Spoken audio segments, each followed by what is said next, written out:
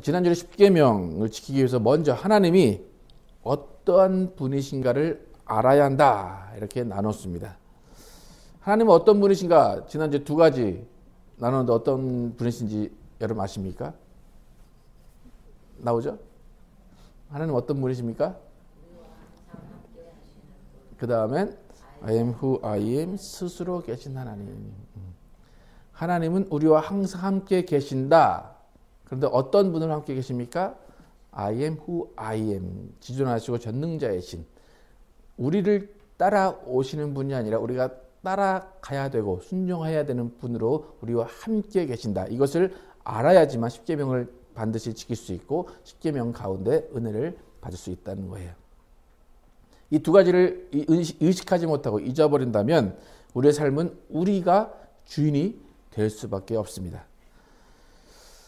하나님을 알아야 한다. 지난주에 이렇게 말씀드렸는데 신앙은 하나님을 아는 것이 중요해요. 하나님도 자신을 알라, 하나님을 알라 그렇게 말씀하셨어요. 그런데 또 이렇게 지나치게 하나님을 아는 것만 강조하게 되면 그것도 아는 것 때문에 망치게 되는 경우가 또 많습니다. 지난주에도 말씀드렸지만 사람들이 성경 공부하고 나면 어떻게 된다고 했죠? 나오자마자 교만해져서 너는 모르지 나는 아는데 라고 생각을 하게 됩니다. 그리고 아는 것만 집중하고 아는 것에만 치우치다 보면 이단에 빠지기가 쉽습니다. 이단의 가장 큰 특징 중에 하나가 뭐냐면 지식을 중요하게 여긴다는 거예요. 그래서 이단이 가장 많이 하는 말이 우리 교회는 아는데 다른 교회들은 모른다라고 하는 거예요. 그래서 자부심을 심어줘요. 아, 나는 알아. 근데 아는 것이 왜 중요하다고 그 이단들이 얘기하는 줄 아십니까? 여러분은 구원은 어떻게 받습니까? 예수 그리스도를 주라 시인하고 믿어서 받죠? 이단들의 대부분 특징이 뭐냐면 아는 것에 의해서 구원받고 아는 것에 의해서 하늘의 상급이 결정된다 그래요. 그래서 가장 역사적으로 가장 큰 이단이 영지주의예요. 그래서 바울도 많은 성경 구절을 영지주의를 염두에 둬서 쓴 거예요. 그 영지주의의 가장 큰 특징이 알므로 인해서 상급받고 알므로 인해서 변화된다라는 거예요. 그러니까 신천지도 지금 뭘 알아야 된다고 가르치는지 아십니까? 신천지에 가면 여러분 신천지에 가면 성경 중에 뭘 가장 중요하게 여길까요? 안 가보셔서 모릅니까? 계시록을 가장 중요하게 여깁니다. 여러분 계시록 혹시 배워보신 적 있습니까? 계시록? 기존 교회에서는 계시록을 잘 안 가르쳐요. 그래서 왜냐면 여기다 한 1.1핵이라도 더하면 저주를 받을지어다 그렇기 때문에 잘 안 가르치는데 이제 남들이 안 가르치니까 신천지는 가르칩니다. 그러면서 다른 교회는 이걸 가르칠 능력이 없다. 왜냐하면 그 이만희 교주만 그 가르칠 능력을 받았기 때문에 그래서 이제 재림 예수다 뭐 그렇게 얘기를 하는 겁니다. 하나님을 아는 것은 중요합니다. 근데 지난주에도 말씀드렸죠. 왜 하나님을 알아야 됩니까? 하나님 알아서 여러분 뭐 하실 겁니까? 뭐랑 바꾸시려고 하나님을 아십니까? 하나님을 아는 것은 순종하기 위해서예요. 다시 말해서 하나님을 아는 것은 우리의 삶에서 반응하기 위해서예요. 하나님이 말하시는 것을 뜻을 알아야지만 우리가 똑바로 반응할 수 있다는 것입니다. 하나님을 알라. 나는 스스로 있는 자다. 내가 너희와 항상 함께 있다. 이것을 알아라 하신 이유는 너희가 그에 맞는 반응을 보이라는 거예요. 하나님을 알아서 우리가 취해야 되는 반응, 첫 번째는 순종이었습니다. 하나님을 알고 순종하는 가운데 그 순종하는 모든 일들 가운데 또 하나님을 바로 알 수 있게 돼요. 그래서 지난주에 나눴던 것이 순종입니다. 그러면 오늘은 하나님을 알고 나서 우리가 보여야 되는 두 번째 반응이 뭔가? 두 번째 반응은 우리가 아까 얘기했던 두 번째 신분과 연결이 되어 있습니다. 첫 번째는 하나님의 자녀, 그래서 순종. 두 번째는 뭐였죠? 나그네였어요. 그러니까 오늘은 나그네로서 하나님께 나아갈 때 하나님께 어떻게 반응해야 되는가? 이 세상에서 나그네로 살 때 하나님과의 관계 가운데 우리가 어떤 리액션을 취해야 되는가를 함께 나눠보겠습니다. 하나님의 자녀의 신분, 그것은 하나님의 나라, 하나님의 집에서 가족과 같이 하나님만 바라보며 순종하며 지내라는 거예요. 그런데 나그네의 삶의 방식은 틀려요. 하나님의 자녀로 모여서 함께 같은 것을 바라봐라. 그 의미보다는 나그네로서의 삶은 이곳이 너희 집이 아닌 것처럼 살아라. 그런 의미가 강합니다. 그럼 십계명을 주신 장소가 중요하다고 그랬죠. 십계명은 집에서 주셨습니까? 사막에서 주셨습니까? 사막은 우리 집이 아닙니다. 여러분 사막에서 계속 머물러 있으면 안 됩니다. 거기 있으면 여러분 결국 죽을 수밖에 없어요. 하나님이 사막에서 계명을 주셨다라는 것은 그 사막 가운데서 어떤 생활 방식을 배워야 하는가를 알려주시기 위한 거예요. 나그네로서의 삶이 무엇인가? 너희가 나에게 순종하고 한 가족으로 살아야 되는데 나그네로서의 삶도 너희가 알아야 한다. 나그네로서의 삶, 그 가운데 기본적으로 알아야 되는 개념은 뭐냐면 내 집이 아니라 남의 집이고 낯선 곳이라는 거예요. 우리가 이제 우리 집에서는 편안하게 옷도 갈아입고 편안하게 눕고 편안하게 먹고 마시며 삽니다. 그런데 집 밖에 나가면 여러분 어떻게 하십니까? 여러분 오늘 나오실 때 집에서 입던 옷 그대로 나오신 분 있을 수도 있는데 갑자기 찔리네. 막 그래서 네, 대부분 집에서 입던 옷과 나와서 입는 옷은 틀리죠, 그죠? 그럼 사람이 한결 같아야 돼요, 그죠? 한결 같아야 된다고 해서 집에서 하던 거 그대로 밖에서 하면 그 사람 어떻게 됩니까, 여러분? 왕따 당하거나 무시당할 수밖에 없어요. 또 집에서 마찬가지예요. 집에서도 너무 집에서 편안하게 지낸다고 남 신경 안 쓰고 그냥 내 편한 대로 다 하면 그 집안은 어떻게 될까요? 풍지박살이 날 수밖에 없어요. 때로는 우리가 우리 자신의 집이라고 할지라도 그 집에서조차 나그네로서의 삶을 우리가 살아야 된다는 것입니다. 그래서 하나님은 나그네로서의 삶의 방식을 알려주시기 위해서 또 십계명을 주신 것입니다. 결국 우리가 두 가지 신분을 가지고 살아가듯이 우리의 삶의 태도도 항상 두 가지의 태도를 균형적으로 가지고 살아가야 된다는 것입니다. 몇 주 전에 베드로 전서를 통해서 우리가 하나님의 자녀, 순종하는 자녀, 나그네의 삶이 있다고 했는데 나그네의 삶의 특징이 뭐였는지 혹시 기억나십니까? 나그네의 삶의 특징, 베드로가 말했던 베드로전서 1장 15절에서 17절 함께 읽어보겠습니다. 시작. 오직 너희를 부르신 거룩한 이처럼 너희도 모든 행실에 거룩한 자가 되라. 기록되었으되 내가 거룩하니 너희도 거룩할지어다 하셨느니라. 외모로 보시지 않고 각 사람의 행위대로 심판하시는 이를 너희가 아버지라 부른즉 너희가 나그네로 있을 때에 두려움으로 지내라. 나그네로서의 삶의 특징이 뭡니까? 거룩하고 두려움으로 지내라는 것. 두려움으로 거룩하게 살고 두려움으로 믿음과 소망을 가지고 하나님을 바라봐라. 두려움으로 지내라. 이 말은 하나님을 두려움으로 떨면서 막 바들바들 떨면서 섬기라 그 말이 아니에요. 이 말은 하나님을 의식하며 살라는 거예요. 하나님의 명예에 누가 될까 항상 의식하며 살라는 거예요. 하나님은 I am who I am 하시면서 내가 누군가 말씀하셨어요. 하나님이 어떤 분인가 바로 알았다면 순종할 수밖에 없는 거예요. 하나님이 누군지 알았다면 세상 사람들이 하나님을 욕하거나 하나님을 무시하는 행동을 우리가 하지 말아야 된다는 거예요. 십계명의 세 번째 계명, 하나님의 이름을 망령되게 일컫지 말라. 이것은 그냥 우리가 말로 하나님의 이름을 망령되게 일컫지 말라. 그것뿐만이 아니라 우리의 행동을 통해서 다른 사람들이 하나님을 무시하게 하지 말라는 거예요. 하나님의 명예에 먹칠하지 말라는 거예요. 그러니까 베드로가 지금 17절에서 말하는 그 경건한 행동들, 그 경건하지 못한 우리의 행동들로 인해서 세상 사람들한테 하나님이 욕먹는 그런 일을 하지 말라고 가르치는 거예요. 그게 두려움으로 지내라 그거예요.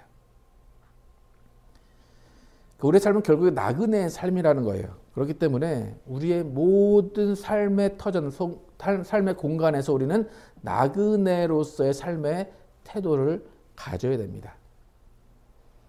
우리가 익숙해지면 그 다음에는 우리의 본성이 나오게 되고 우리가 속마음을 드러내게 되고 우리의 어떤 그런 거르지 않은 그런 모든 것들이 나오게 됩니다. 그렇게 되면 문제가 생길 수밖에 없어요. 때로는 우리가 우리가 익숙하지 않은 곳에 가게 됩니다. 그러면 우리 마음 가운데는 내가 익숙하지 않은 곳에 가면 어떤 마음이 듭니까? 밖에 나가면 빨리 집에 또 들어가고 싶은 마음이 들죠. 또 우리가 아예 어디에 갔는데 그곳이 집인 것 같이 느껴지면 어떻게 될까요? 집엔 또 안 들어오겠죠. 그러니까 두 가지 마음이 항상 존재해야 돼요. 집 같은 곳이 될 수도 있지만 또 집이 아니라고 생각할 수도 있어야 된다는 거예요. 여러분, 나그네로서의 삶, 우리가 긴장하며 살아야 된다. 우리가 우리 집이 아닌 것처럼 살아야 된다.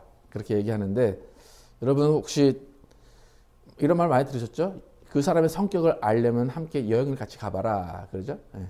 여행을 가면 어떻게 됩니까? 긴장하게 돼요. 익숙하지가 않기 때문에 나도 모르게 긴장하게 된 그 상태를 이렇게 표현하게 돼요. 그러면 그 표현하는 과정 가운데 갈등이 생기고 그 과정 가운데 이제 쟤는 이런 사람이구나 라고 됨됨이 성숙함을 알 수가 있습니다. 그럼 크리스찬은 이렇게 순종하는 자녀, 또 나그네로서 살아가야 된다 그러죠. 여러분, 이 두 가지 인생 사는 것이 피곤할까요? 아니면 여러분 좀 적응하기 쉽고 괜찮을까요, 여러분? 너무 피곤하죠, 그죠? 예. 어떤 사람은 그런 사람 집에만 있고 싶은 사람이 있어요, 그죠? 또 어떤 사람은 밖에만 나가고 싶어하는 사람이 있어요. 근데 그렇게 살 수 없는 것이 우리입니다. 그래서 우리는 나그네로서의 삶도 항상 생각하면서 살아야 돼요. 두려움을 가지라. 이것이 나그네의 삶의 방식이다. 만약 여러분이 지금 십계명을 쭉 보면서 이 가운데 내가 두려움을 가지고 살고 있는가, 내가 이 십계명을 지키는 가운데 다른 사람들이 나를 볼 때 그들이 만약 십계명을 알고 있다면 너는 왜 이거 안 지켜? 너는 왜 이렇게 안 해? 라고 하면서 오히려 하나님을 무시하거나 하나님의 명예에 먹칠하는 행동을 내가 하고 있지 않나? 라고 항상 생각하셔야 돼요. 그러니까 여러분이 삶 가운데, 여러분 혹시 세상에서 교회 다니는 거 다 아십니까? 혹시 모릅니까? 교회 다니는 걸 꽁꽁 숨기고 다니시는 분 혹시 계십니까? 네. 그러면 여러분 한번 생각해 보시면 나 교회 다녀라고 자신 있게 말할 수 있을 것 같습니까? 유튜브에 보면 기독교 방송에 이제 여러 가지 상담들이 올라와요. 가정에서 여러 가지 일들이 일어나는데 그중에 이제 크리스찬으로서 어떻게 살아가야 하는가에 대한 고민들을 많이 이렇게 상담하는 영상들이 올라옵니다. 근데 이제 그중에 제가 이제 쭉 여러 가지를 보다가 눈에 딱 띄었던 게 뭐냐면 제목이 이래요. 남편이 불륜녀와 함께 예배를 드립니다. 제목이 그거예요. 그래서 이게 참 무슨 내용일까? 여러분 궁금하시죠? 한번 틀어드릴게요. 한번 보세요. 100주년 기념교회 목사님이 말씀하신 내용 함께 보겠습니다. 한 여인이 보낸 한 맺힌 사연의 편지를 받았습니다. 서울 시내 모 교회를 대를 이어 섬기고 있는 그 여인의 남편도 같은 교회 장로였습니다. 하지만 오랫동안 암으로 투병한 그 여인에게 남편이 이혼을 요구하면서 아예 집을 나가 다른 여자와 동거 생활을 하고 있습니다. 그 여인은 최근에 남편이 동거녀와 함께 100주년 기념교회에서 행복하게 신앙생활을 한다는 사실을 알았습니다. 그래서 제게 하소연하는 편지를 보낸 것입니다. 편지 내용이 모두 사실이라면 오늘도 우리 교회 어느 예배실에선가 예배 드리고 있을 그 여인의 남편에게 이렇게 묻고 싶습니다. 장로님은 지금 왜 예배를 드리고 있습니까? 장로님은 무엇의 휘페레테스, 누구의 마르티스로 살고 있습니까? 말씀의 휘페레테스, 주님의 마르티스입니까? 아니면 자기 욕망의 휘페레테스요, 자기 자신의 마르티스입니까? 우리 각자는 어떻습니까?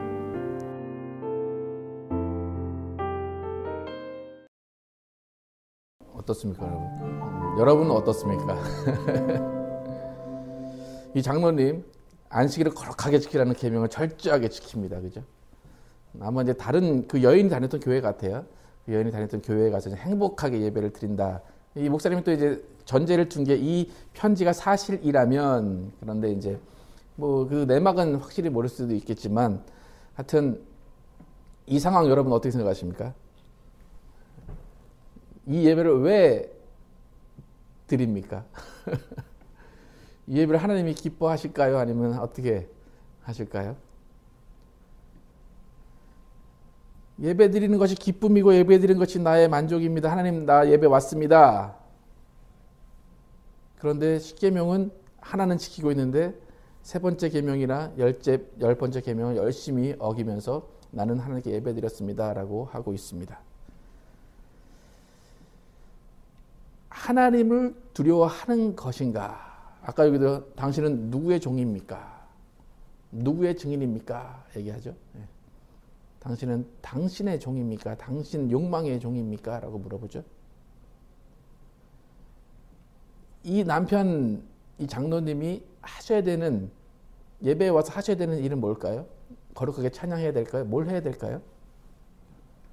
와서 회개해야 되는 거예요. 회개하고 돌아가야 되는데 그 안에서 행복하게 예배를 드리고 있다. 이 목사님 참 카리스마가 있지 않습니까? 조용히 나지막하게. 우리 교회에 그런 장로님이 있습니다. 교회가 교회 같아져야 세상이 교회를 존경하게 돼요. 이런 영상을 기독교인이 아닌 사람들이 봤다. 그럼 뭐라 그럴까요?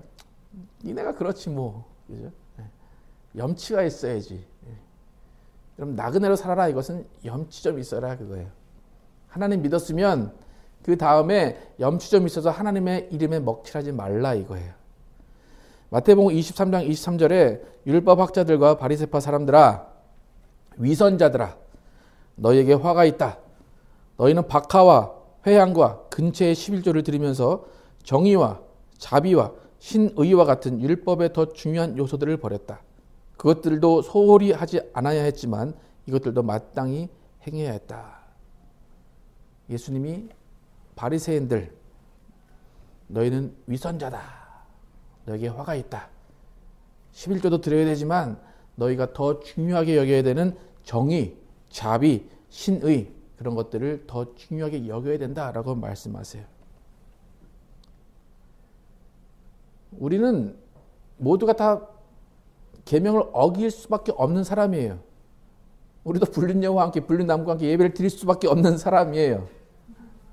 하지만 우리가 한 번 그렇게 할 수밖에 없는 사람이지만 그렇다면 우리는 어떻게 해야 되느냐는 거죠. 하나님 앞에서. 우리는 통회하고 자복하는 심정으로 하나님께 나아가야 맞는 사람이라는 거예요. 그 사람이 나그네로서의 삶을 살고 순종하는 자녀의 삶을 산다는 거예요. 하나님이 네가 나에게 와서 예배했구나, 나에게 순종했구나, 그거 하나만으로 절대로 기뻐하신다고 생각하면 안 돼요. 네가 순종하는 자녀로 살았다면 너는 나그네로서 이제 살아라, 그 말씀을 하신다는 거예요. 하나님은 제사를 원하지 않으시고 상한 심령과 통회하는 심령을 원하신다고 다윗이 그렇게 고백합니다. 시편 51편 함께 읽어보겠습니다. 시작. 주께서는 제사를 기뻐하지 아니하시나니 그렇지 아니하면 내가 드렸을 것이라. 주는 번제를 기뻐하지 아니하시나이다. 하나님께서 구하시는 제사는 상한 심령이라. 하나님이여 상하고 통회하는 마음을 주께서 멸시하지 아니하시리이다. 여러분 일주일 살면서 여러 가지 죄를 지었을지도 몰라요. 근데 그것이 당연하다, 나는 그럴 수밖에 없다, 그것이 아니라 내가 지은 죄 때문에 하나님께 나아갈 수 없지만 하나님이 이렇게 나왔습니다, 나를 용서해 주십시오라고 회개하는 모습으로 하나님께 나와야 된다는 거예요. 또 회개했다면 다음에 나가서 세상에서는 그런 모습으로 살지 않아야 된다는 거예요. 하나님께 순종한다고 하면서 우리는 아나무인이 되면 안 된다는 거예요. 많은 지금 한국교회 기독교들이 아나무인이 되어버려서 개독교라는 말을 듣게 되고 세상이 교회를 향해서 조롱하게 된다는 거예요.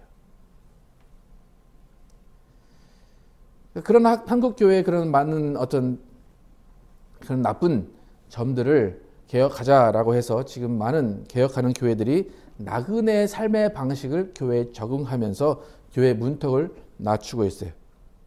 그러니까 기존 교회들의 그런 아나무인식인 그런 생활 방식, 그것 때문에 세상 사람들이 교회를 바라보지 않고 시선을 돌리고 있는 그 모습을 바꿔보고자 교회가 스스로 나그네의 삶을 선택을 하고 있습니다. 그래서 요즘 교회들이 헌금함을 없애는 교회들이 많아요. 어떤 교회는 흡연실을 만들어서 교회에 오셔서 흡연하셔도 됩니다. 그렇게 얘기를 해요. 또 토요 예배를 만들어서 주말에 놀러 가셔도 됩니다. 그렇게 얘기해요. 또 주직 모임, 또 소그룹을 만들어서 그 어떤 주중에 교회로 모이는 모임 대신에 가정으로 모이십시오라고 소그룹을 만들어 갑니다. 이 모든 것이 나그네로서의 삶의 방식을 보여주려고 하는 거예요. 크리스찬으로서 세상에 나가서 어떻게 살아야 하는가를 보여주려고 한다는 거예요. 그러니까 교회가 나그네로서 매력적인 삶의 모습을 통해서 다른 사람들을 예수께로 오게 하겠다는 거예요. 이런 교회의 모습들이 많이 있는데 여러분 이런 기존의 이런 교회들에서 탈피하는 모습, 아까도 제가 그 주보에 제가 썼지만 그 새로 오신 분들은 교회의 어떤 의무를 헌금의 의무를 다하지 않으셔도 됩니다. 그렇게 하는데 그런 모습을 통해서 교회의 문턱을 낮추고 교회 밖의 사람들에게 교회가 이런 헌금만 내는 것이 아닙니다. 교회는 헌금 내는 것이 아닙니다라는 그 의식을 바꿔주려고 쭉 하고 있다는 거예요.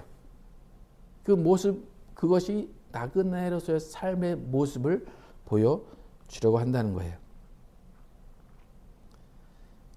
이런 교회가 나그네로서의 모습으로 변해가는 그런 과정 가운데 기존 교회들은 어떤 모습을 보여야 될까? 기존 교회들은 편하게 쉬라고 하는 것이 아니라고 깨달으셔야 됩니다. 아까도 말씀드렸지만 그 문구는 새신자들을 위해서 하는 거지만 그 문구는 또 누구에게 하는 말입니까? 기존 교인들에게도 하는 말이에요. 당신은 더 이상 새신자가 아닙니다라는 거예요. 우리 교회도 예수 믿다가 떠난 사람들을 위해서 많이 바꿔가는 모습을 보입니다.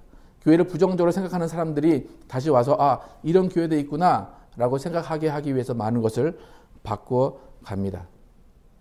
하지만 그것을 통해서 교회가 어떤 이전에 가졌던 열심이라든지 이전에 가졌던 어떤 신앙을 잃어버린다든지 모이지도 않고 전도도 안 한다든지 그렇게 되면 또 우리는 순종의 모습을 잃어가게 된다는 거예요.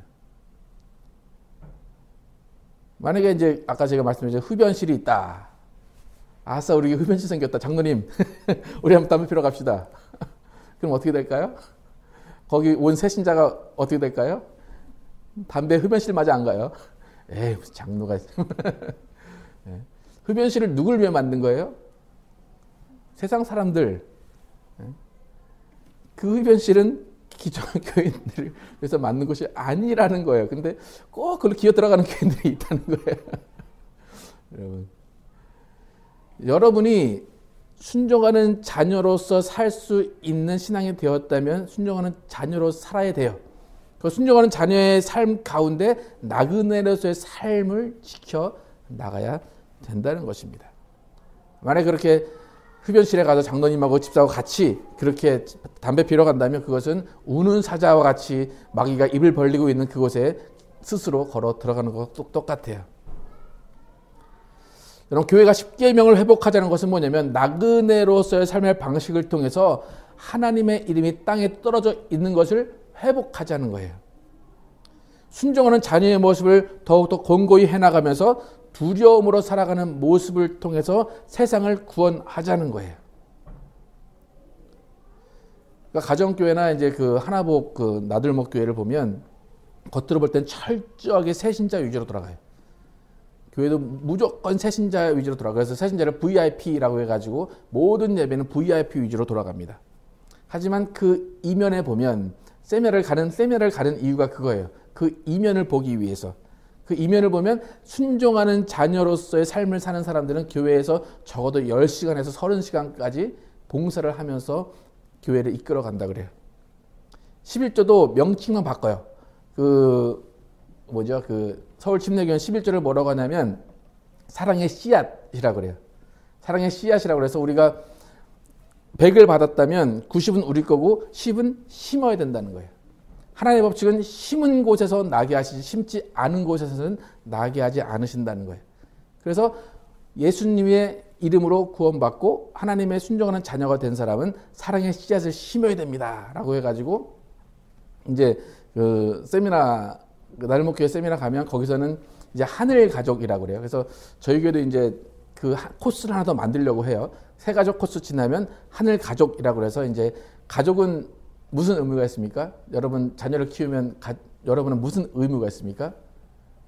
가족 부양의 의무가 있습니다. 돌봄의 의무가 있습니다. 그럼 여러분은 교회의 한 가족이다. 그러면 어떤 의무가 있습니까? 서로 다 돌보고 교회를 돌보는 의무가 있어요. 그래서 그 의무를 위해서 사랑의 씨앗을 심어야 된다라는 그런 얘기를 합니다. 그래서 이제 그 나들목교회 같은 경우는 주일 예배에 그렇게 널널하게 드려요. 널널하게. 근데 그런 하늘 가족을 위해서 주중에 예배가 따로 있어요. 따로 하늘 가족 위해서 예배가 따로 있고 주중에는 그 사람들 다 새신자를 섬기는 그런 모습으로 살아갑니다. 그러니까 나그네로서의 모습의 교회가 있어야 하고 또 우리는 또 순종하는 자녀로서의 교회의 모습이 있어야 됩니다. 그래서 크리스찬은 세상에 나가서는 모범적으로 살면서 하나님의 이름의 영광을 돌려야 되고 교회에서는 하나님께 순종하는 모습으로 함께 하나님만 바라보고 나가야 됩니다. 예수님은 율법을 간단하게 설명하실 때 예수님도 두 가지를 설명하셨어요. 하나님을 사랑하고 이웃을 사랑하라. 이 두 가지의 긴장이 항상 존재해야 됩니다. 교회와 가정, 일상 속 우리는 이미와 아직의 긴장 가운데 살아야 되고 자녀와 나그네라는 긴장 가운데 삶을 살아야 할 것입니다. 그 긴장감 가운데 우리는 많은 일들을 겪게 될 것이지만 그 가운데 성령의 능력으로 모든 것을 다 이겨나갈 수 있습니다. 여러분 가운데 그런 긴장감, 역설의 긴장감, 자녀와 나그네의 긴장감이 없어진다면 모든 관계가 억울해질 수밖에 없고 모든 관계 가운데 사랑이 식어질 수밖에 없다는 것입니다. 가정에서도 마찬가지죠. 부부간에도 마찬가지죠. 긴장이 사라지면 어떻게 됩니까? 그 다음에는 다 식어지게 될 수밖에 없다는 거예요. 그래서 우리는 목사로서 또 집사로서 크리스찬으로서 하나님 보시기에 또 세상이 보기에 부끄럽지 않은 크리스찬으로 살아가길 원합니다. 두려운 마음으로 하나님을 섬기시기 바랍니다. 나그네 삶을 통해서 새로운 영혼을 구원하시기 바랍니다. 그리고 온전한 순종을 통해서 예수 그리스도의 몸된 교회 그 공동체의 매력을 세상에 보여주면서 나그네로서 또 순종하는 자녀로서 살아가시는 여러분과 제가 되기를 예수 이름으로 축원합니다.